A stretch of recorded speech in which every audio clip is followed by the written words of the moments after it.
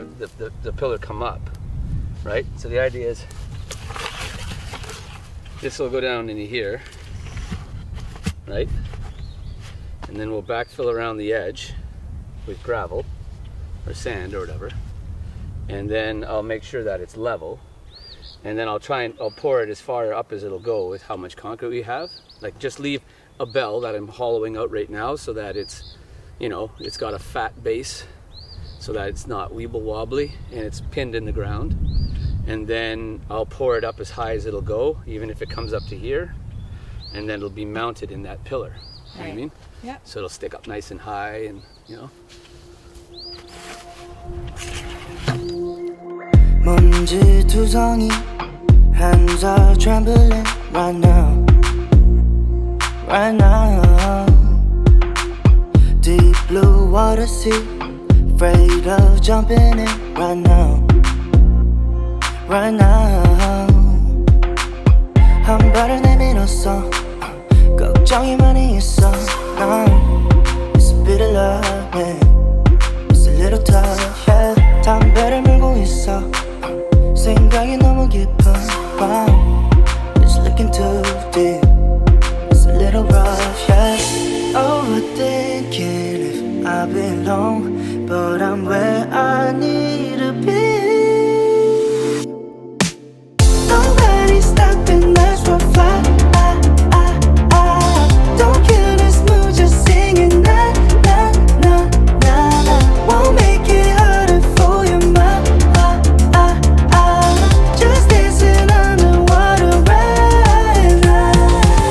I've been swimming into the deep end. I've been looking and looking around me lately. I've been falling and rolling, really nothing on. Dancing up to the water right now. Moonlight shimmering, falling over me right now. Right now, yeah. 한숨을 쉬고 있어. 또 마음을 가고 싶어 난. I'm afraid of all things, and I said enough, yeah. Overthinking if I belong, but I'm where I need to be. Nobody's stopping us from fly. Don't kill this mood, just singing na na na na na. Won't make it harder for your mind. Just dancing underwater right now.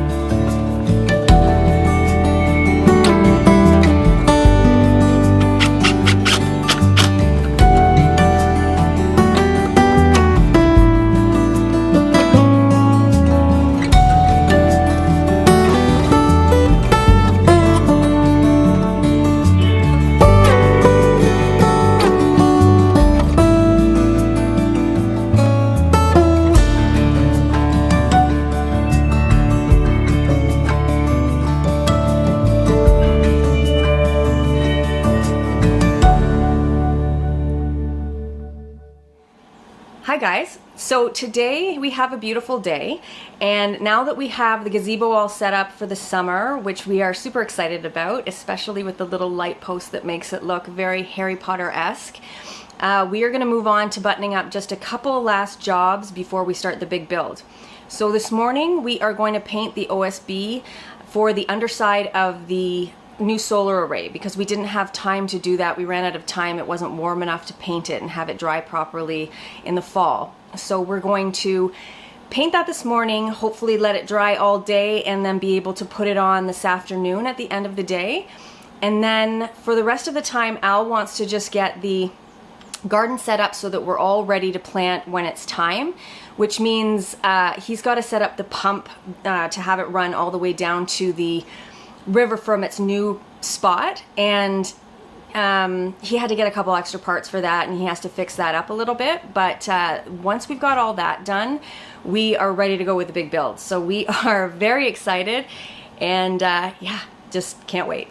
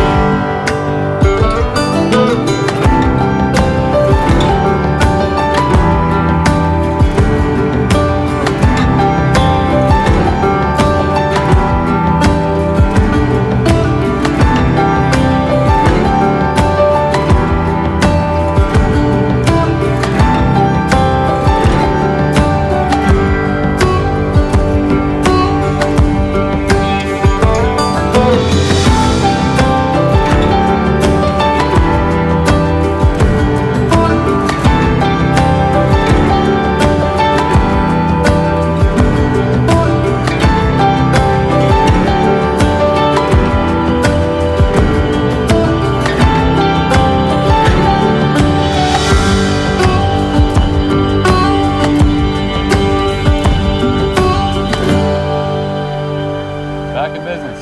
Nice.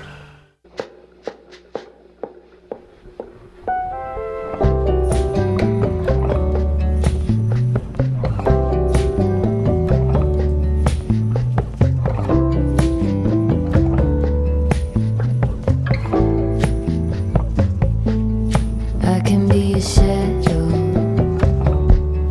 rolling on the street. I can make the same movements on repeat. I can go on walking when I'm sound asleep. I can lose myself that way.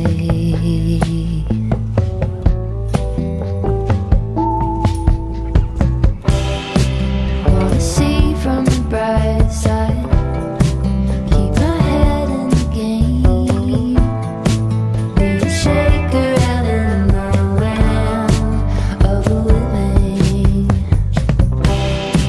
Wanna be on the inside, a bell that can ring.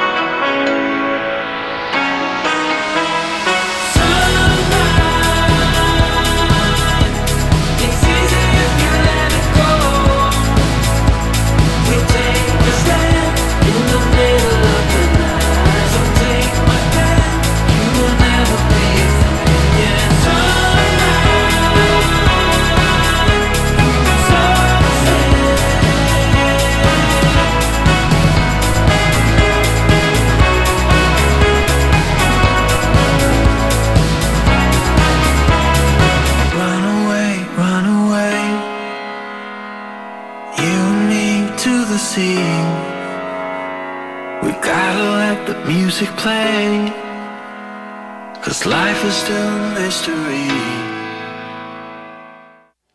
Hi guys. Hello, everyone. So we have started the build. More like we have we're finishing the removal of the rest of this stone, save for some that we're leaving in there to be a part of the foundation that we're going to build. So yeah, so we're good to go. Ironically, or however you want to put it, surprise, surprise, there's not really any required change to the height that we're sitting at. So looking at the flood assessment and everything else, and again, it makes sense. Like the farmhouse stood for 136 years. It was never subject to any flooding. And that is, a large period of time, like say half a century, where it predated the construction of the dam up the river. So even before it was controlled, it had never had any flooding, well, really ever. So, and it makes sense. Like when you look at if you're standing, or even if like at one point I actually laid down and just did line of sight from where we are, and we are above all of our neighbors. We are above like everything around us, essentially.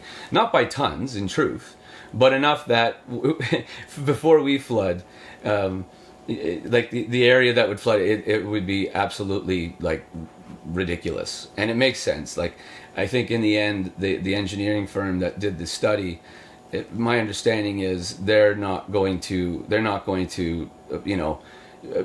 play with tight margins when they do their assessment. I think everything is going to be rounded up, because ultimately it comes down to liability. So if the engineering firm does their study and then tells the municipality it's okay for everybody to build in this area, and then some freak storm happens and it gets washed away, or there's any kind of shenanigans or loss of life, then lawsuits ensue, yada yada yada. So I think again, they're always going to round up. So in the spirit of that, we too will round up somewhat. We're going to lift our building envelope, ever so gently, maybe 6 inches to another foot, just to be sure. Again, it's going to be a pier and beam foundation. So no basement, just a crawl space to get underneath to work on wires and pipes and whatever. So we're going to incorporate some of the existing farmhouse, as Kim mentioned. Like we're taking out the rest of the stone, but there are spots where they poured a great big giant wall. We're going to use that wall. I'm going to reinforce it at the base to kind of create a spread footing at the bottom of it. But everything in that farmhouse, excavation has settled and can be considered undisturbed ground. And what I'm really interested in using for some of the piers is where the stone wall, where they've placed it is settled and settled and settled, and it's not going any further. So what I want to do is at that base layer of stone, which are these great big giant rocks. They started with great big giant rocks at the bottom and then built this dry pile up. So the last layer at the very bottom, we'll leave that there.